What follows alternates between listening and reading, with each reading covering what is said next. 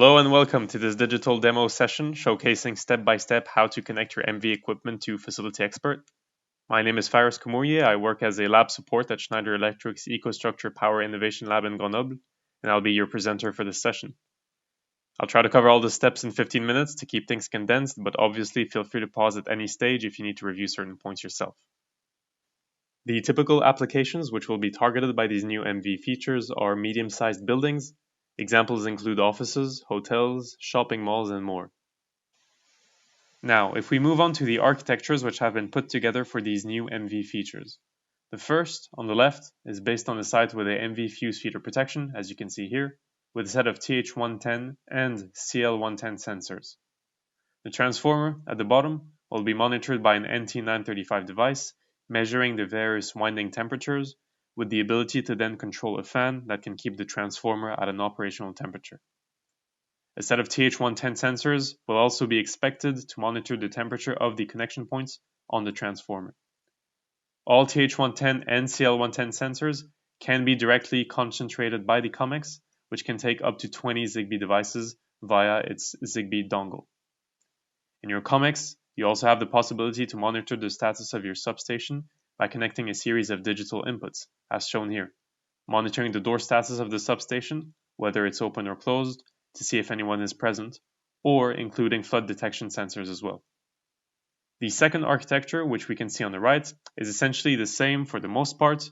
The key difference is in the protection unit, which is now based on a circuit breaker rather than a fuse. This implicates the need for a CPAM protection relay, shown here, to control the circuit breaker, but also more TH110 sensors to monitor an extra number of connection points. Since we now have more than 20 ZigBee sensors, we would typically need another concentrator, the power tag link in this case, to push these directly to the COMEX. So the session plan will be split into two halves. The first half will be spent in the web pages of the COMEX, where we will see how to configure your ZigBee settings, how to discover your TH and CL sensors, your CPAM, your NT935, and finally how to create a custom digital input and relating this to a custom event. We'll then transition to Facility Expert for the second half, where we will see how to create your various assets, such as your SM6, your transformer, and your substation, and then finally reading values in Facility Expert operations and simulating an alarm on the SM6. Before we get started, I'll just mention 3 important prerequisites related to your installation if you are to actually follow these steps. First, ensure that the basic configuration of your COMEX has been completed. By basic configuration, I mean things like date and time settings, publication frequency, or internet connection. This will be very important to finalize the steps that will be described thereafter, and it won't be covered in this session. So if you need any assistance on this, feel free to refer to Schneider Electric's commissioning guide. Second, have the table of correspondence of your TH110 and CL110 sensors ready. That is, a mapping of the serial ID of each device versus its location on the MV equipment. And finally, make sure that your installation is energized, specifically for the discovery of the TH110 sensors. So here we are at the beginning of the demo in the web pages of the COMEX, where the first step will consist in configuring your ZigBee settings. This will be important as it's what will allow you to discover your TH and CL devices afterwards. So start by going to the Settings tab at the top, scroll down to the ZigBee Settings menu, and then here you'll need to make sure that you activate your ZigBee by clicking on Yes. Select your channel as required. Channel 11 will be selected by default. Set your transmission power to high power. You'll then just get a warning message, which you can acknowledge. And then once you're done, click on Save Changes. It should then only take a few seconds for your ZigBee network to finish its configuration. Once your ZigBee settings have been configured, you can then proceed to discovering your TH110 and CL110 sensors, which is what we will see now. To do this, start by going to the Device Settings tab at the top. You'll see here under the ZigBee submenu of the COMEX that 2 CL110 sensors have already been discovered. We'll now simply repeat those steps for the TH110 devices. So click on Discover Connected Devices at the bottom, select ZigBee as the protocol for the discovery. You can also change the timeout, that's the time after which the discovery will automatically end. Click on Start, and then the discovery will begin. We'll see here a few time skips, so after 24 seconds, you'll notice the COMEX has discovered its first TH110 device. A few seconds later, it will discover its second, and the idea is that by the end of the discovery, it will have discovered all TH or CL sensors. In this case, we had 7 TH devices to be discovered. Simply click on close, and they will all be added to the comics. You'll notice they've each been added with their generic serial IDs, and this is where you will use the table of correspondence, which was mentioned earlier in the prerequisites section, to rename them one by one, so that each can be easily identifiable to its actual location on the MV equipment. In this case, TH110 transformer 1, in the case of a TH110 sensor, which will be located on the transformer on the first primary cable connection, for example. So do this for each one by one, TR1, TR2, TR3, etc. Here, another time skip, so you'll see on the left that all TH110 sensors have been renamed.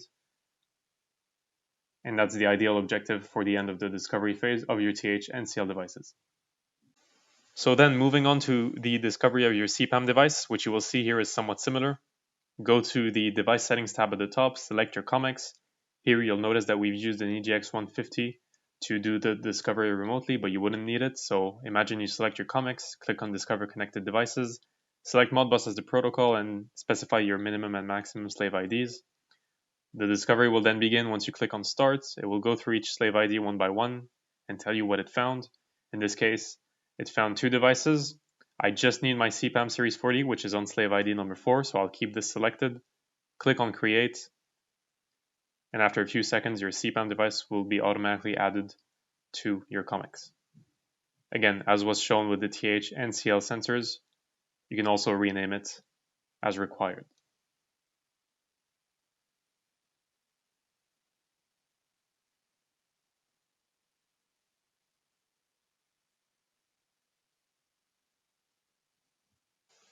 For the NT935 device, the steps are exactly the same as was previously described for the CPAM Series 40. Simply select your comics, do a Modbus discovery, and you should be able to discover both in one go.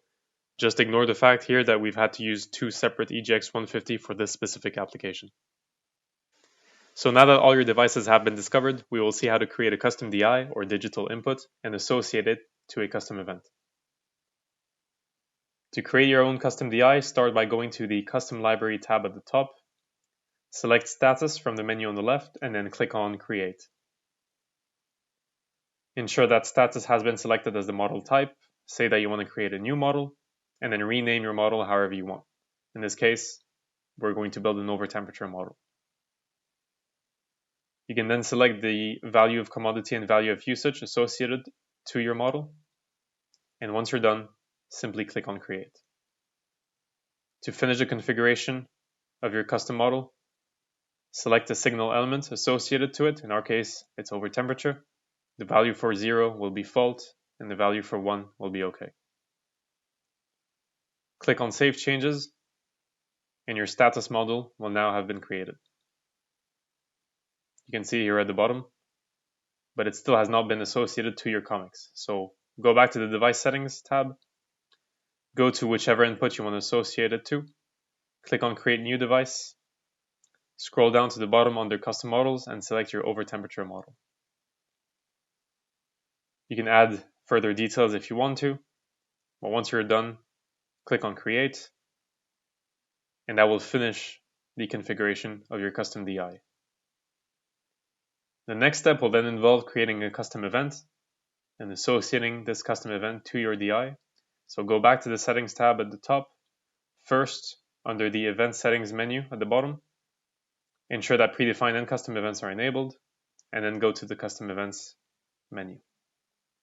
Here you'll see all the ones which have already been created. You can then select New Custom Events and follow these steps in order. Start by giving your event a name. In our case, it will be DI3 over temperature.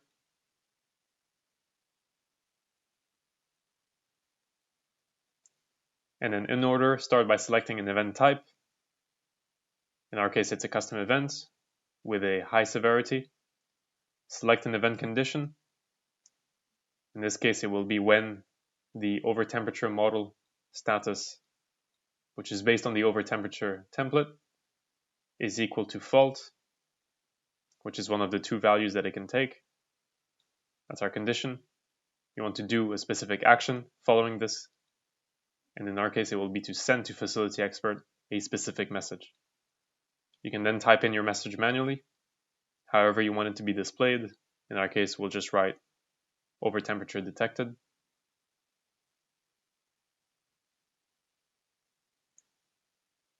And once you're done, click on Save Changes, and that will finalize the creation of your custom event.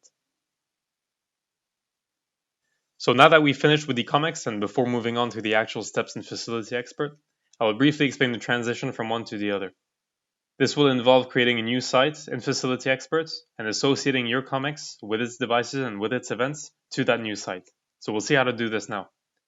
Go to your Facility Expert account, click on Settings, and then go to the Setup Wizard menu at the top. Select Create New Customer, and then enter name, country, and activity.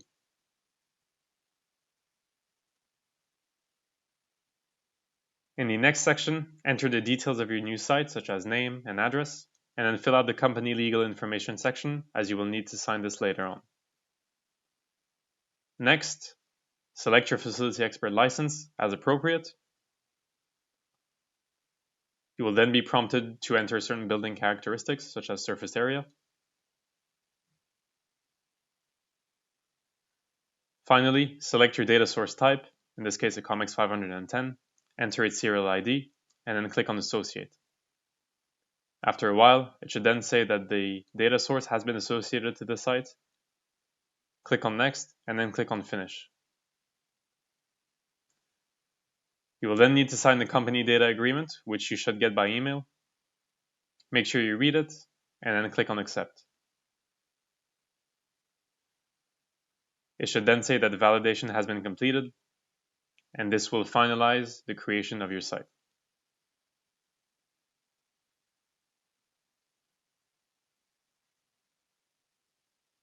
So we're moving on to the last part of this session, where we will see here in Facility Expert how to create our various assets first, starting with the SM6.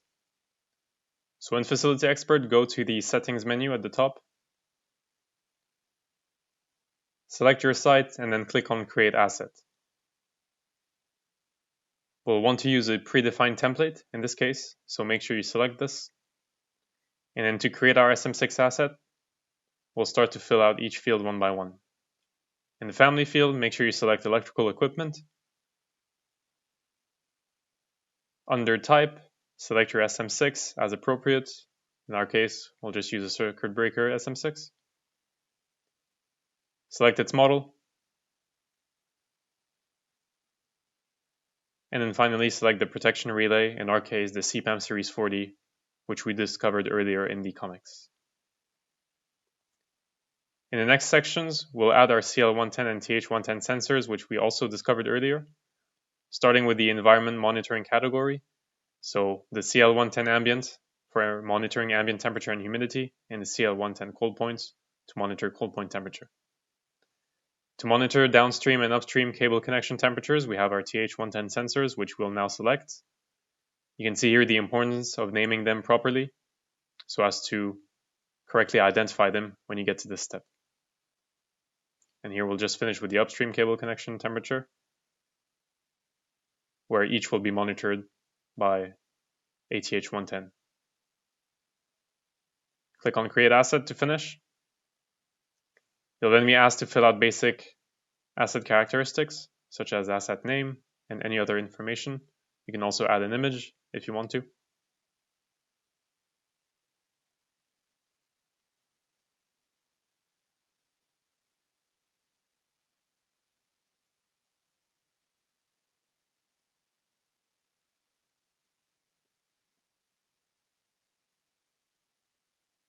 Once you're done, you will then see all the variables which will be pushed at the level of your SM6 asset in Facility Expert, all of those monitored by your CPAM Series 40, and then those monitored by your CL110 and TH110 sensors. Once you finish reviewing this, you can click on Next, and this will finish off the asset creation process for your SM6. We will now do exactly the same for the transformer asset. The steps are very similar. Again, select your site, click on Create Asset, say that you will use a predefined template, select the electrical equipment family. This time, choose Cast Raising Transformer as the type. Select your NT935 device, as was discovered earlier in your comics. Here, select your TH110 sensors associated to your primary and secondary cable connection temperatures. Once this has been done, click on Create Asset. As for the SM6, fill out any information you feel would be necessary to add.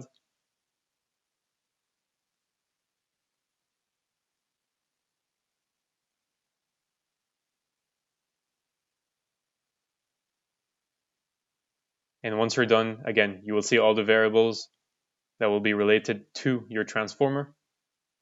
In this case, those that are measured by the NT935 and your TH110 sensors. Again, click on Next, and this will finalize the asset creation process for your transformer. Finally, to create your substation asset, we will see that the steps are slightly different, although the beginning is the same. So again, here, select your site, click on Create Asset, say that you will use a predefined template, select the electrical equipment family. This time under Type, scroll down to the bottom and select Substation and Electrical Room. Click on Create Asset. Fill out any basic asset characteristics as required. And once you're done, simply click on Next and your substation asset will be created. The objective here is not to hold any variables, as was the case for the SM6 and the transformer, which is why you won't see any variables once your substation asset has been created. The objective is to associate your custom events, which we created earlier in the comics, to your substation asset. So go to the events menu at the top, select your site. You will then see all your events displayed on the menu on the right. You can then scroll down to the bottom until you find your comics custom events, which will be labeled in green. In our case, we're specifically interested in the DIs which we configured in our comics.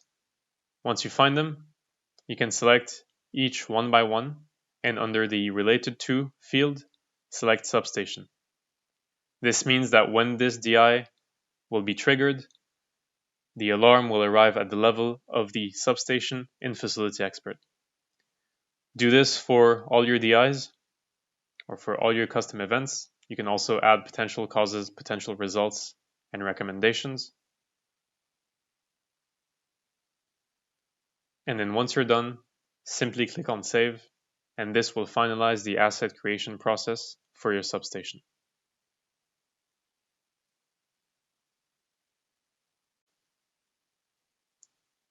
So this essentially concludes the steps which are required to connect your MV equipment to Facility Expert. What we will now see is how this looks once you log into the app version of Facility Expert. When you get to the home menu, you'll notice here that the assets which are visible are the assets which we created earlier, the SM6, the transformer, and the substation. If you click on the assets menu on the left and you go through your company name and site name, you'll see these assets again presented individually. If we take the example of the SM6, we can then go to the Trends section at the bottom, which will allow us to visualize all the measurements which are being pushed by the TH110 and CL110 sensors in one place. In this case, upstream and downstream cable connection temperatures for the TH110, and ambient temperature, humidity, and cold point temperature for the CL110. So finally, we simulated an alarm just to show you how this looks. In this case, the alarm was simulated on the CPAM Series 40, and if you remember, the CPAM was actually associated to the SM6 asset when we created it. This is why any event which will be triggered on the CPAM will actually arrive as an alarm at the level of the SM6 asset in Facility Expert. So if I click on my SM6 asset, I can see that two events have actually been pushed. The first, in red, is the actual overcurrent trip which has been detected by the CPAM. By clicking on details, I can look for potential causes, potential results, and recommendations. And then once I've done my checks, I can acknowledge it, add comments if necessary, and then close it down. The second event, which you see here in orange, has actually been triggered in response to the first. and that's the fact that the SM6 unit is open. Once this situation has been cleared, I can acknowledge the alarm, again, add comments if necessary, and then close it down.